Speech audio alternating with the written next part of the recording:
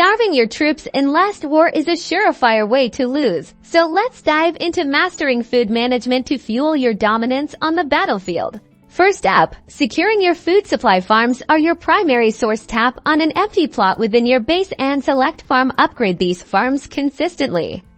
Higher level farms produce significantly more food per hour. Check your command center level as well, often. Upgrading your command center unlocks the ability to build more farms or upgrade them to higher levels.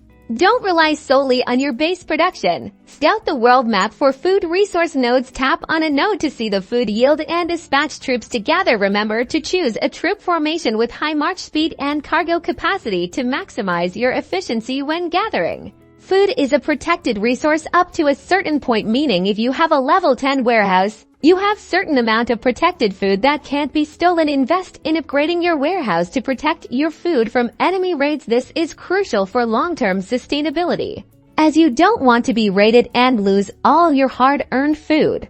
Troop upkeep is where food really gets consumed. Different troop types have different food consumption rates. More powerful units generally require more food. Check the stats of each unit before training to understand their food cost. If you have more troops than you have food being produced, you will be running out of food.